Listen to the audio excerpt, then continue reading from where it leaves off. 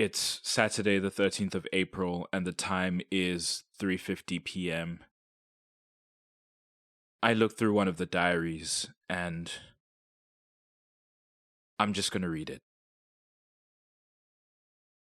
22nd March 1961. Last night was my initiation. I have, of course, been engaged in the unfortunate business that falls to our clan a number of times before, but I would not be trusted with leading it were I not sufficiently experienced for the task. Truth be told, I was not meant to be initiated until my 21st year, as is custom with the process. But as my father has become infirm before his time, and the role was to pass to me in a year in any case, it was decided that I should take over, while he is still able to perform the ceremony. The dark will not wait for us to contend with our grief. After receiving a letter detailing this, I made the journey home from Dingane, much to the surprise of my mother. I gave her a nice new pinafore, as she had complained of the state of hers before I left, and to my younger siblings a handful of sweets, which I took from the back of the van of a market seller that gave me a lift from the bus station. Despite the grim nature of my return, it does ease my soul to be among family. A few hours after sunset, after we were certain the rest were all asleep, we collected the items we would need in a leather satchel, left our flat house, and ventured into the darkness of our field. I carried my father in my arms, which I could not have done easily even half a year ago. By now he is ill enough that he cannot walk more than a few paces. We made our way to our burial ground at the edge of the yard, and found my uncle Dlamini waiting for us, having stolen away from his own homestead half an hour away. He had come to bear witness for the ceremony, and to keep his brother while I made preparations. He laid out a blanket that he had brought with him, and I lowered my father there next to him, before unloading the contents of my satchel. A small reed mat, which I unrolled on the ground among the gravestones, the blessed blade and amulet, a small bucket which I filled 3/4 with water. As my father instructed me, I gathered a handful of soil from each grave and dropped it into the bucket. I used the blade to draw a circle in the earth around myself and the mat, making certain to keep my father and uncle outside of it. If the burden was to be mine, it must be mine alone. I kneeled behind the mat, my head bowed towards the gravestones, my back to my father, as he began to recite the words. "Wena ovusokufihliwe," he declared, mustering some strength into his voice. "I call you to witness what happens here tonight. I've kept our bond for my lifetime, but now my life draws to an end. My son, Vusmuzi, whom you know by right, stands ready to take my place and carry out my mission. I see him, and I know him, and so I pass to him my knowledge and my tools, so that he may do so successfully." He paused then, and I took my cue. I moved to place the blade on the mat to my right, favoring my dominant hand, and the amulet to my left. I reached both hands into the bucket, cleansing them in the water, and brought one to my forehead and the other to my heart. "I kneel here among my kin, living and dead," I declared, as I had practiced many times. With fingers pinched together, I sprinkled some of the water that clung to my skin onto the tools of my inheritance. "I entreat you to bless me in this, my first domain, as you have blessed those before me, and in turn I vow to carry out your work in this world." My heart hammered, and my breath came short as I waited, and over the whistling wind came a soft rumble. I felt it gently beneath my feet, alarmed but relieved for the sign that was promised of an agreement made. I took up the amulet and slid it onto my left wrist, and took up the blade in my right hand, and stepped back away from the gravestones before turning to face my father. I saw his face, lit in the darkness by moonlight, and saw a strange mixture of pride and sorrow written across his features. He nodded, though, and clasped his small hands together. "It is done, my boy," he said, like a whisper, "and now the work falls to you." 10th of April, 1961. It has been 2 weeks since my father passed. He went quietly in his sleep, not long after we had done the ritual. It seems, one might say, that he had been holding on for just that. I haven't had much time to think about his death. There was much to do regarding his funeral, and my mother and siblings have not taken very well to the grieving process. My uncle and his family came by to help where they could, and we carried out the typical customs for the burial to keep up appearances for the rest of them. But he and I both know that even if my father finds his way to the ancestors somehow, they would not take him. Uncle reminded me that I was the man of the house now, and that my family's safety and well-being was mine to ensure, in addition to my other new responsibilities. I'll have to find work soon, likely as a laborer, or on one of Mynheer Johan's farms way across the river. My mother insists I should rather finish up with school, but I can't possibly leave them at this time. I've sent a letter to the university to defer my final year, and we'll see next January what can be done. More presently, it seems my work for the clan has already begun. A couple from the community came to visit us a few days ago, asking to see my father. I informed them of his passing, and asked my mother to prepare our guests some tea, while I met with them privately in the hut my father had built as his first domain. She knows he had some sort of calling, that the same calling now rests with me, but she had not asked further of him, and would not do so of me. That the couple had sought us out, though, led me to believe that whatever issue plagued them must be severe. Our family lives beyond the edge of the community, separate from the rest, as it's easier that way. People find our ways strange, some believing perhaps that we are born-again Christians and in defiance of certain traditions. Very few have an inkling to the much more dire truth, and certainly would be dissuaded from engaging with us because of it. Of the couple that visited, the wife, Sandile, said her family had been here in Dlamini since before it had a name. Her grandfather, she claimed, had told her as a child of a man who lived up on the hill, where matters were beyond the scope of izangoma and izinyanga, which they rarely are in my experience.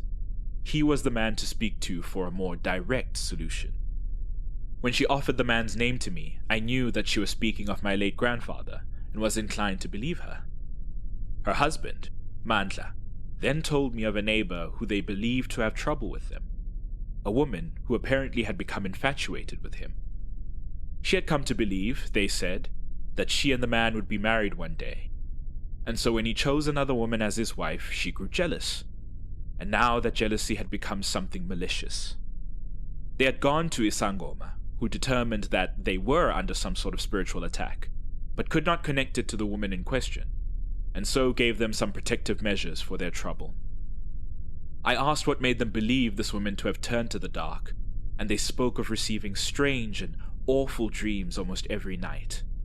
Mandla of abandoning his wife and seeking out this woman as his true love, and Sandile of marital strife and heartache, and dying at the hands of her husband. Supposedly, they would both awaken with unusual scrapes and bruises. I inspected them with their permission, indeed finding them marked, but I informed them that physical harm of the typical kind was rarely evidence on its own. That was when they told me that their young child claims to have seen something in the night. A creature, black as soot and with a terrifying smile. Many would dismiss this as the imagination of youth, but I have learned the senses of children and animals are not clouded by the assumption of knowledge. I decided then that I would help this couple, and asserted that I would need to make certain of this woman's work before taking any rash actions. My father always warned me of how many innocent people were lost to impulse, ignorance, and often malice in our grim calling. 16th of April, 1961. I went to the woman's homestead tonight. The pair had given me her name, Dlamini, and pointed out her place of residence while I accompanied them back to the community proper. I spent the next few nights observing her home, watching for any visitors in the dark.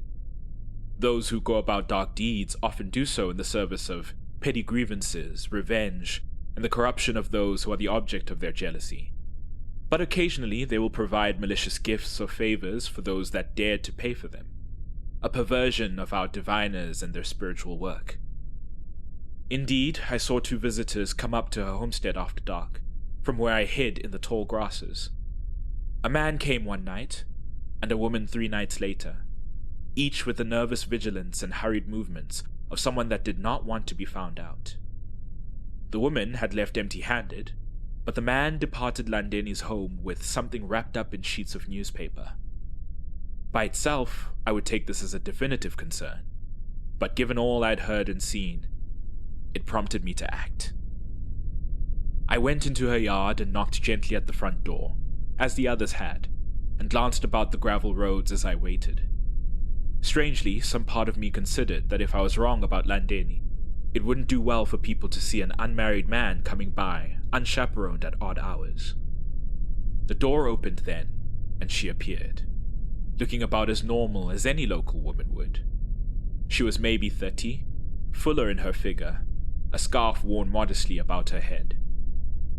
My father once spoke of being able to spot a practitioner in times of great spiritual clarity, to sense an energy they gave off, but that it was only achieved through time and experience. All I had now was my training and my wits. I greeted Dlamini, introduced myself as her dark eyes fixed on me, and apologized for calling at such a late hour. Told her I was in need of assistance, but could come back at a better hour if she preferred, though it was a matter of urgency. I hoped, I suppose, to diffuse any concern of danger. In a surprisingly sweet voice, she told me to step out of the chill, and invited me into her flat house. The sitting room was simple, 2 old sofas on PVC flooring, and a radio on a small table in the corner. I sat on one of the seats, trying my best to examine the space while Dlamini shut the door, and finding no clear signs of dark work. When she sat down and asked what assistance I needed, I spun a tale of an employer who had wronged me, cheated me out of my pay for several months. She asked how that involved her, and I suggested I had been made aware she was someone that could right such wrongs in a discreet manner. She nodded, then, seeming to catch my tone, and said that her manner was not one of affecting wealth, success, and things of that like. Unless I wanted my employer harmed or driven insane, she could not help me. I told her I would settle for such a vengeance. She smiled and stood, instructing me to follow her, before warning me that any word of tonight escaping the ken of privileged company would result in me as the target of harm and insanity. For the first time that night, I became genuinely nervous. She led me out the back of the flat house and to a small hut whose door she had to unlock. I had to bend my knees and lower my head to enter after her, and it was here that I found what I was looking for. As she went on about matters of protocol and compensation, my eyes drank in the sight. Animal skulls and entrails arranged in strategic places on the floor, rather than elevated or gathered near the head of the hut for ancestral ceremony. Various markings made in dusty chalk, some connected to each other and others not. A number of lit candles illuminating Dlamini as she took up a small leather bag. When she reached inside it, I felt the amulet on my wrist grow warm, as did the blessed blade I kept hidden inside of my jacket. I swore I heard a sound come from her then, bestial and wild, like a goat being pulled by the horn to its slaughter. "Son of Begi Temba," she said, her voice lower and more acidic now.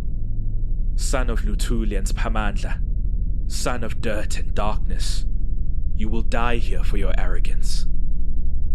I reached for my blade then, freeing it just as my vision went black, not as if the candles had gone out, but as if night itself had spilled into the hut. I allowed myself only a second of panic before I lifted my left hand and muttered a word of power. I saw my amulet then, the shadows pulling away from my wrist and outwards. Dlamini at this point had already summoned 3 foul creatures. I could only half see them, crawling things of shadow and gnashing teeth, but it was enough to know where to point my blade. I crossed the room as I fought them, advancing on Dlamini as I split each creature with a forceful strike, and it was her turn to look nervous. She reached into her bag, her hand emerging with a strange, moving shadow, but I had reached into my pocket first, grabbing a handful of earth taken from my father's grave. I threw it across her face, and her shadow disappeared, her knees giving way until she collapsed to the floor. I stood over her, and before I could think twice about it, I raised my blade and plunged it into her heart.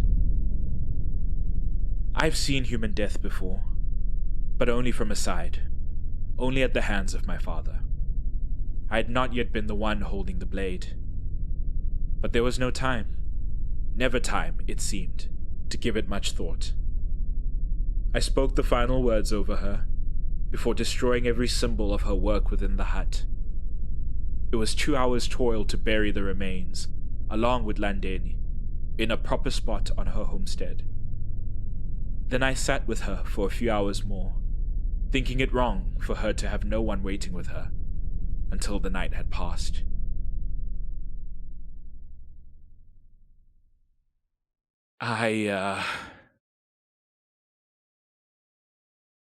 From the context of the entries, it seems this diary belonged to Vusmuzi Lutuli, my grandfather.